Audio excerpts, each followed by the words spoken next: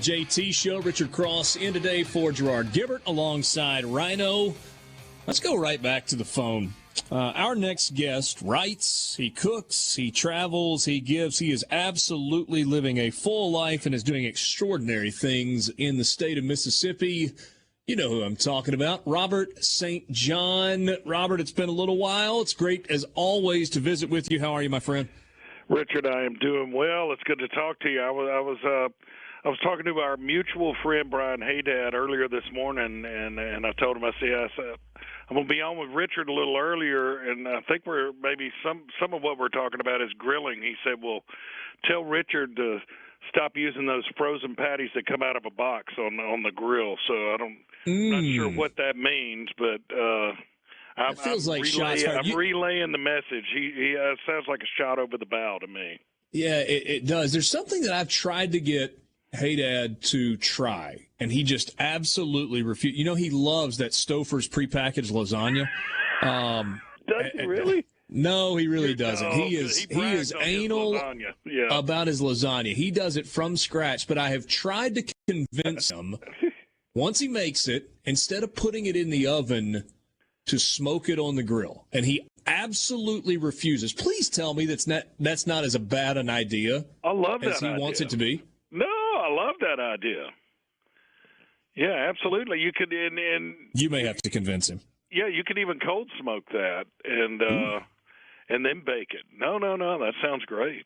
Add a little depth to the flavor profile there.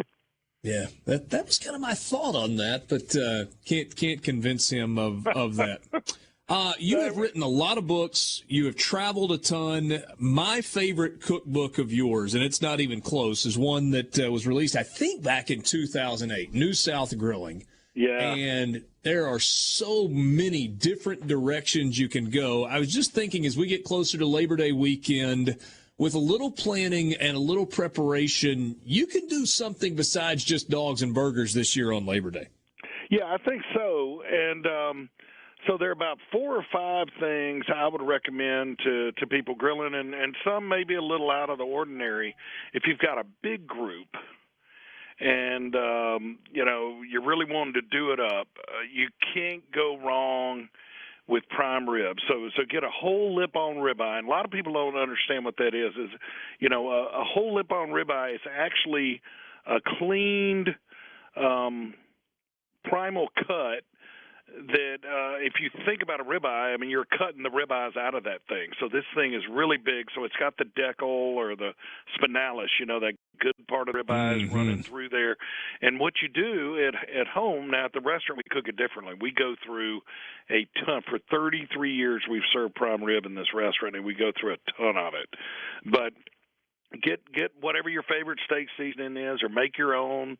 When I have my own, but when I make one, am I out of town or something, I'll use salt or seasoned salt, a lot of black pepper, a lot of lemon pepper, a little bit of garlic powder, a little bit of onion powder, and just liberally pat that thing down. And then you just go low and slow.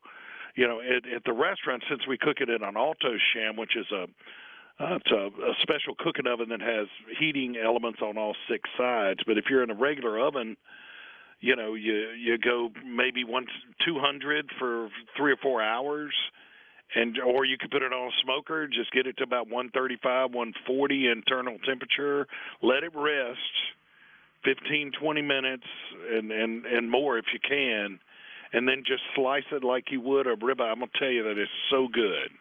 So another thing I do a lot is I cold smoke. Well, it's not really cold smoke. It's kind of a warm smoke of a whole tenderloin. So once you clean a beef tenderloin and get the silver skin and the side muscle off and all that stuff, then same thing, just liberally coat that thing with your favorite steak seasoning. Get a smoker going. You can have a little heat, but a lot of smoke. I mean, a lot of smoke. And get that thing on there to where you can cook that medium rare plus, and that's my go-to on. If you go medium rare, because it's going to continue to cook a little more, then you pull it out and put it straight in the refrigerator. Don't wrap it or anything. Let it get down to temp, and you can do that the day before. And then when your friends are coming over and everything. And the cool thing about that whole smoked tenderloin like that served cold, is that in the summertime, especially if you're outside or something like that, you just slice that thing into 1.5 ounce slices. Make some kind of horseradish sauce. You can put it on some type of roll or something. The other thing that we're doing a ton of these days, we just opened a Tex-Mex restaurant down here in Hattiesburg. Hold on before you go to that. I do have a question because you've mentioned it a couple of times. Describe cold smoke. Here's the thing. Tuna, like fresh tuna steaks, it's a really good thing to do. Marinate them like you would, and I'm not big on marinating steaks, but for those who, not a bunch of Dales, but whatever kind of legit marinade you would do for steak, just a little bit. You get a tuna steak, get your smoker just billowing smoke, but not a lot of heat. So the heat source should be way down, but the smoke should be way up. And put some tuna steaks that have been marinated just a little bit with some peppers and onions marinated too. Stick it all on the grill. Let that smoke, get all that smoke flavor, and then go straight into the refrigerator. Let it stop. And then what you do with that is you get a grill going again about medium heat, and right when your guests get there, just pop those tuna steaks on the grill and cook them to medium. They should be about rare when you pull them off, but a lot of smoke in them. Man, I'm going to tell you. So cold smoke is really, there's not a lot of heat involved, but there's a whole lot of billowing smoke. And you'll get flavor from that. When you're smoking something, you're really not going too far into the muscle or the protein at all. You're really not. It's just what's on the outside. So if you're cooking in a Komodo-style grill, just really small fire and keep it down as low as you can? Yeah, that's it. And chips, man. Soaked chips, to just make as much smoke as you can. There you go. You were going to mention the Mexican route? Yeah. Tex-Mex? So we opened this Tex-Mex place called El Rayo, and we do fajitas. So if you want to make fajitas, here's the thing. A lot of times you'll go to these Mexican restaurants around, and you'll see, you'll get steak fajitas, and it looks just like twisted stew meat or something. It's just not. That's because they're using flap or flank. Don't do that. Use skirt steak. And there's inside skirt and outside skirt. Inside skirt is good. Outside skirt is great. And you take outside skirt and just use 3 parts pineapple juice, 2 parts soy sauce, 1 part water. And it doesn't need to sit in there but about an hour, hour and a half. And then put that sucker on the grill. Man, I'm going to tell you, it makes the best fajitas around. All right, so you're making fajitas. You marinate it in 3 parts pineapple juice, 2 parts soy sauce, 1 part water for an hour, then grill it like you normally would, pull it off at medium rare, slice it however you want to, and it's perfect for fajitas. Let it sit, and then slice it. Now, and that's outside or inside skirt, and they need a good bit of trimming. You're going to lose about 25% when you're trimming them up. But, that makes really, really good. Now, we at the restaurant take an extra step. We use something called a vacuum tumbler, so we marinate it for a little bit, and then we put it in this. It kind of looks like a cross between a small clothes dryer and a rock tumbler. And you put after we marinated those skirts, we put it in there, seal it, turn it on, it creates a vacuum. And so it forces the marinade into the muscle of the protein, and you tumble it so it gets all covered. You don't leave it in there but about 15 minutes.